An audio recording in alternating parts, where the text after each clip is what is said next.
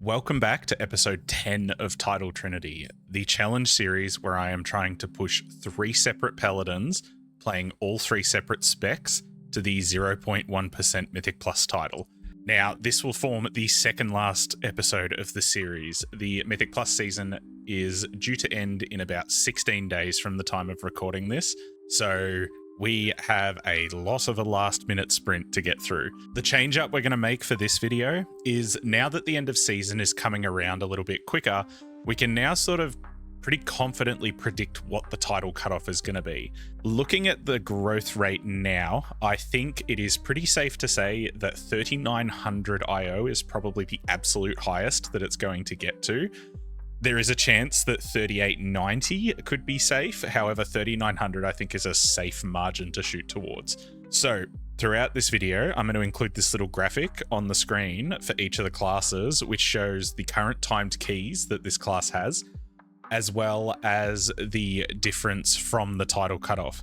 In this graphic, I'm going to highlight the keys in red that require at minimum 1 level increase. Green are the keys that are just lock-in title keys and they're perfectly fine as is. And yellow are keys that are at most likely the correct level, but probably need to be a little bit faster. So with that out of the way, let's get into the progress over the Christmas break. Now, something I haven't recorded and happened off screen was I had a night playing Prot Paladin in Floodgate. It was a Resi 20 Floodgate and it absolutely destroyed me. I must admit, I got off that session probably feeling the worst that I've ever felt from playing a video game. Like, I just could not stay alive. I would die, get a whole bunch of head noise, die again. I couldn't even get past, like, I think we got to the 3rd pull, maybe. I just completely spiraled out of control. So I made the decision to take a week or so off of tanking. Now, this was more to protect my mental than anything, because I felt like if I had have kept pushing along with the tank, I pretty much would have had a meltdown at some point. So in saying that, we will start out this episode in a plus 19 Dawnbreaker on the Ret Peli. Now, as you can see at the moment, the Ret basically has no keys that are even remotely close to title. We are a good 160 points behind, so a fair bit of work needs to be done if we want to aim for that 3900 mark. This key went relatively smoothly, actually. It was a no comms pug. We did have Lai in the key. Lai was the DK that timed the plus 20 error with us quite a few weeks back, so it was a fairly solid crew. We make it to the last boss with a fairly significant margin of time left. Nothing really to speak of in this key. It went really smoothly. The one death was basically just an unlucky death, and we pretty much just tick off another 19 for the Ret Peli. Now, here's where things get really interesting. The Holy Peli, as you can see, is ages behind. 300 IO behind the 3900 mark that I will need by, as of recording this video, 16 days away from now, but as of the time of this key, probably about a month out. However, because of the fact that I hung up the boots for tanking for a little bit of a break, I played a lot more Holy Paladin, and to be perfectly honest, I feel like it is such an underrated spec. We look here, we are in a plus 19 eco, and admittedly, I felt very, very comfortable keeping up with all of the healing checks in this dungeon. So the second boss here, the pulsing AoE is quite difficult. Even this final boss can be quite tricky. Juggling Beacon is really hard because, like, the intermittent damage between the phases actually hurts quite a lot. So we got another 19 ticked off on the Holy Peli, straight into a 19 Gambit as well. Now, this wasn't the first Gambit that I'd attempted at a 19. This key had been quite unlucky, but we do manage to get a successful one under the belt and get a little bit more IO on the HPEL as well. And then straight after that, you can see I'm on a bit of a HPEL rampage here.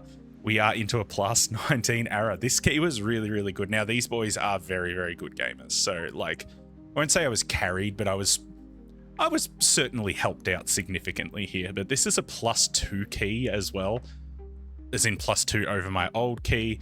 So we get a solid 30 odd IO, and we start to push the Holy Peli into a much more respectable position as we go. Wasn't all smooth sailing. I know I'm only showing timed keys at the moment, but we had a lot of bricks, like a lot of bricks even on these 2 characters.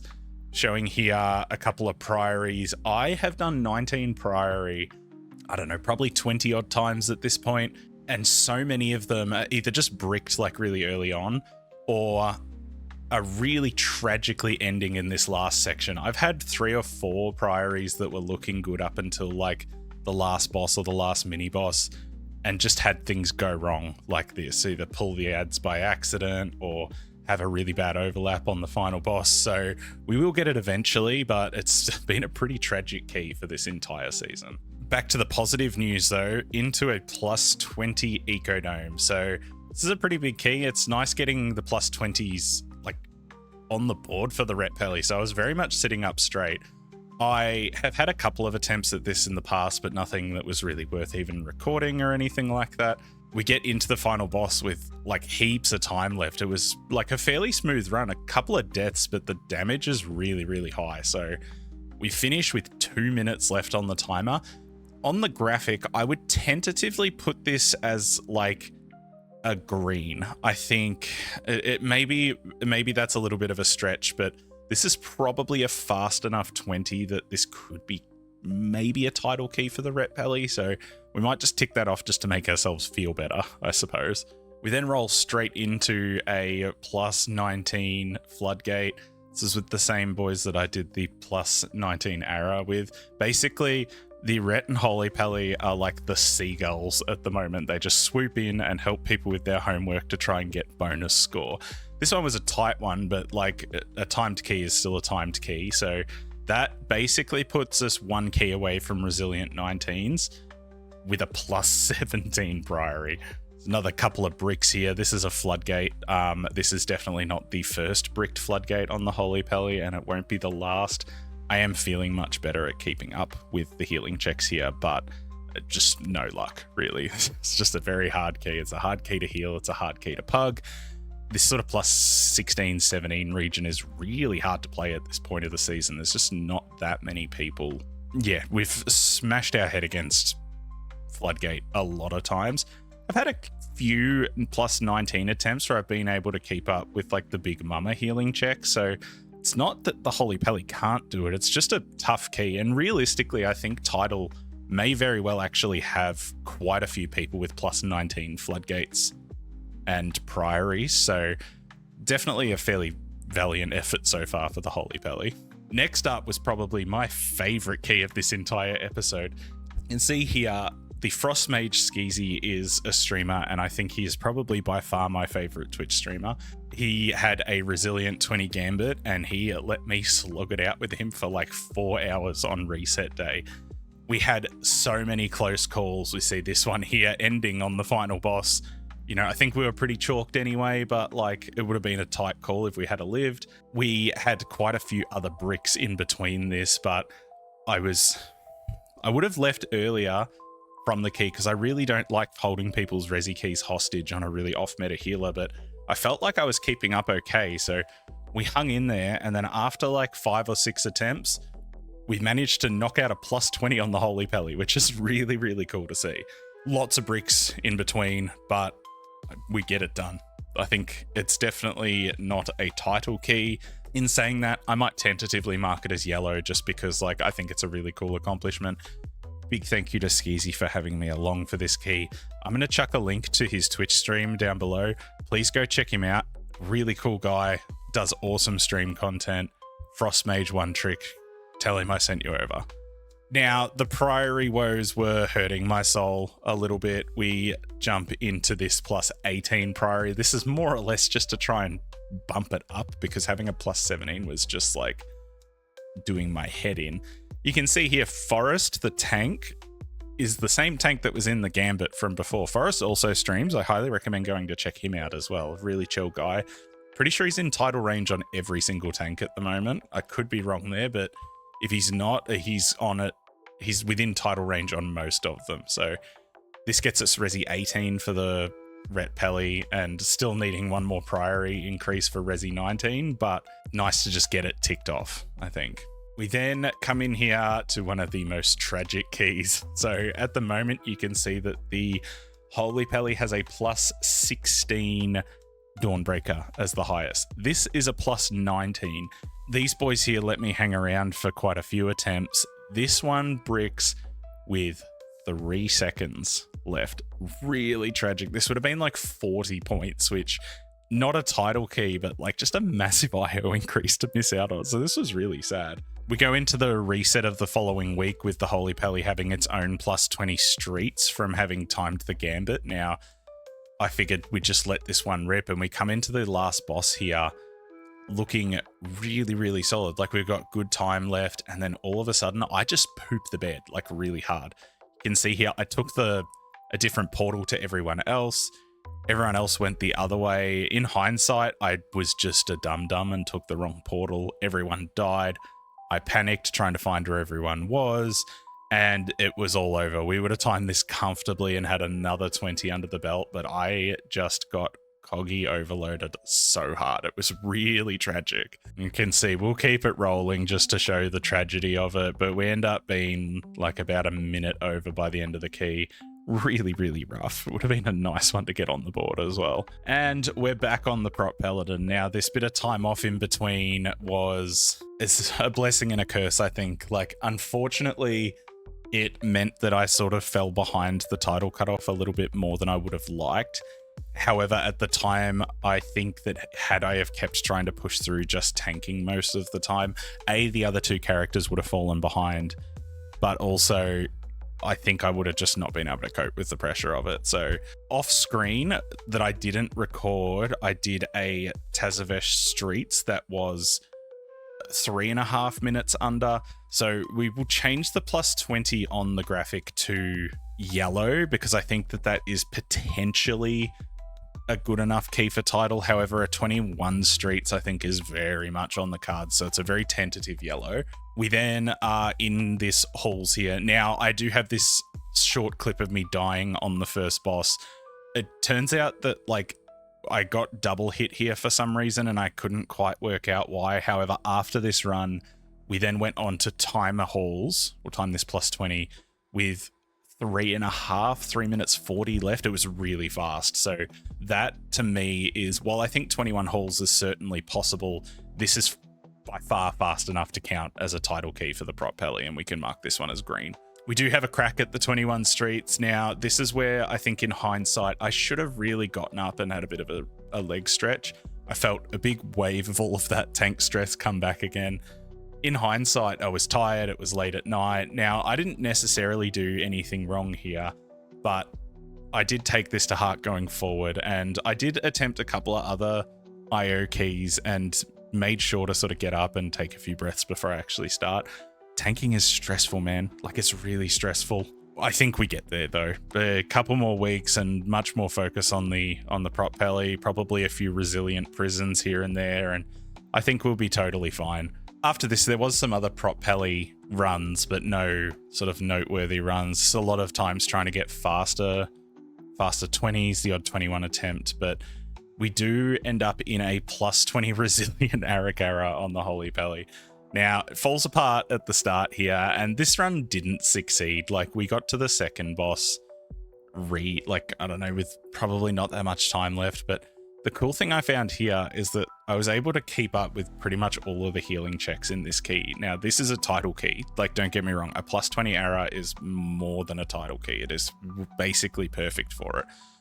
So the fact that I'm able to heal what is actually a title key, even though we didn't time it, but it wasn't necessarily my fault that we didn't time it. So I think in retrospect, had the Holy Pally been my main for this season, I think it would have been perfectly fine. Like, I've seen Raider IO, there's a few like really, really high IO Holy Pallys. I think it, similar to last season, is actually quite good if it's played properly. That's the big if though. It is quite difficult. Quite excited for Holy Pally in Midnight as well. I think the changes look really good. And then last up, we have a plus 17 Dawnbreaker. This is a bit of a redemption run from that plus 19 the night before, just to get a little bit of extra IO under the belt. I think looking at things at the moment, the Holy Paladin is probably going to be the one that lags the furthest behind. But as I said from the start, I'm going to try my hardest to push each of these three characters over the line for title, or as close as I possibly can. Now, I'm going to put all three graphics on screen here for the end of the episode. There were a couple of keys that I didn't manage to capture footage of. I either did them at some random time of day or I forgot to click the button on OBS, but these are the scores that we are currently sitting with now. Obviously, the prot paladin is like by far the furthest progressed. At the moment, the target I think is going to be to try to get resilient 20s and then probably a 21 gambit and maybe a 21 streets. That should be more than enough to get us over that 3,900 mark. I think realistically we could probably get away with, I would say, 2 timed keys and some faster 20s at the very least to get us over 3,900, but it's going to take a little bit of work. I think there's going to be quite a few late nights over the next couple of weeks. The Ret Pally, while it is still a fair chunk behind the cutoff, it's not that far off. Like, I think there is a half chance that we get this one over the line as well. It'll take a bit of luck, I think, but it is only about 100 points away. That's not much. It's really, really not much. So a bit of good luck, some solid groups over the next couple of weeks, and we may see this one get over the mark for the final episode. The Holy Pally, on the other hand, maybe not. Look, I'm going to try my best. I really am going to try my best, and I'm excited to present what will be the last episode next episode, because next episode will be the last one. So if you're interested in seeing where we end up with the title cutoff series, drop a sub, click a follow, whatever it is. The next episode will have basically the finale, I suppose. Let me know in the comments, do you think I'll actually get there or not? Do you think I'll get there at all on any character? Is probably a good question. As I mentioned in my last video, I'm also making a website. I've got 2 tools that I've been working on so far. So the first is this Mythic Plus comp builder that will show all of the utility and the buffs and debuffs that each class has based on the selections that you make. And then I'm also working on this quiz here. Now, this will form a part of one of my videos over the next couple of weeks, where you answer 40 questions and it will give you recommendations of whether to tank, heal, DPS, and which class fits your personality, I guess. It's not the only part of the video. It's very much like BuzzFeed style. But basically, long story short, I'm working on a website. It's going to have a lot of cool resources. Keep an eye on the channel. I'll keep sort of updating it as we go. And once it's ready for the public and actually formatted to not be like mega ugly, I'll launch it to everybody. Otherwise, thank you for tuning in. A big thank you to Mr. Ghost Splinter. You may have seen his character pop up throughout the video as a Where's Waldo style. All Keystone Legend supporters will get this inclusion once a month, as well as everyone else on screen. Thank you. The fact that anyone is willing to support in this way is actually really, really cool. Otherwise, if you want to see me suffer through this series, check out my Twitch channel. I stream there as frequently as I am able to. A lot of it is dictated by whether there's actually keys going or not. But aside from that, thank you for tuning in. Until next time, gamers, take care.